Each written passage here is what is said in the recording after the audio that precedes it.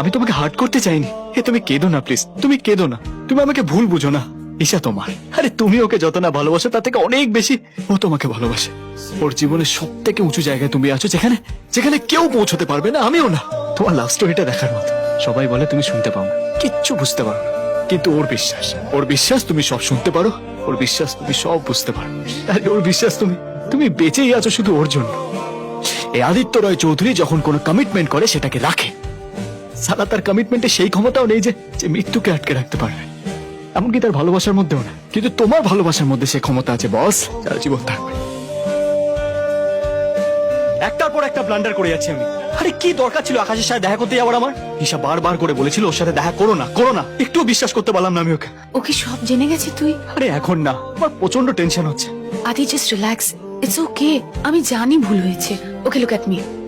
ও যদি তোকে সত্যি ভালোবেসে থাকে তাহলে ও তোকে নিশ্চয়ই ক্ষমা করবে। তুই ওকে ফোন কর, সত্যিটা বলে ওর থেকে ক্ষমা চেয়ে নে। Make her feel that you are really regretting. Phone কর। তুই বলেছিলিস না ওকে ফোন করে ক্ষমা চেয়ে নিতে? ও আমাকে ক্ষমা চাওয়ার সুযোগ দেবে না। কাল থেকে ওকে ফোন করছি, ফোন ধরছে না, মেসেজ করছি তার রিপ্লাই দিচ্ছে না, আজকে অফিসে পর্যন্ত আসেনি ও।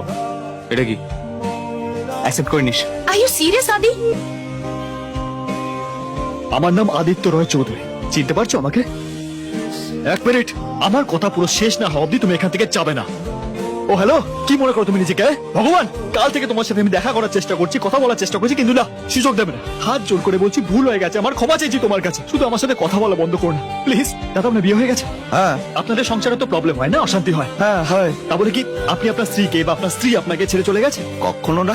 প্লিজ ওকে এটা বোঝান না প্লিজ। একসাথে থাকতে গেলে এরকম হয়, মানুষ মাত্রই ভুল হয়, আমি মানুষ, ভুল হয়ে গেছে। আরে ভগবানের কাছে মাথা ঢুকে ক্ষমা চাইলে ভগবান তাকে ক্ষমা করে দেয়। আরে বোঝান ওকে, আরে কাম অন ইয়ার। আরে আমি এতবার তোমার কাছে ক্ষমা চাইছি জাস্ট বিকজ আমি তোমায় ভালোবাসি।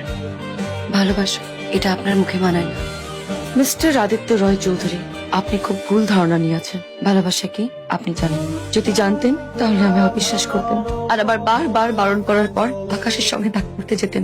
ঈশা আমি জানি। কিচ্ছু জানেন না। কাল আপনি আকাশের সঙ্গে দেখা করতে গিয়েছিলেন। আপনার চলে যাবার পর সঙ্গে সঙ্গে ওর বডির সমস্ত মেডিসিন রেসপন্ড করা বন্ধ করে দাও। আর ঘন্টা খানিকের মধ্যে ও মারা যায়। ডক্টর এতে লিখেছে যে এটা ন্যাচারাল ডেথ, কিন্তু আমি জানি এটা ন্যাচারাল ডেথ নয়। আকাশকে দেবা আমার ওই 2 ঘন্টার জন্য আপনি এসব করেছেন। 2 ঘন্টা তো দূরের কথা, আপনাকে দেবা আমি আমার 22 ঘন্টাটাও নিয়ে দিলাম। কারণ যে আদিত্য রয় চৌধুরীকে আমি ভালোবেসেছি আপনি সেই আদিত্য নন। আকাশকে আমি মেরে ফেলেছি।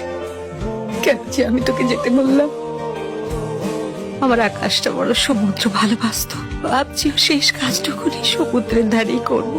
তারপর তুই যেখানে বলবি সেখানে চলে যাব। আমি ওখানে যেতে পারবো না মা।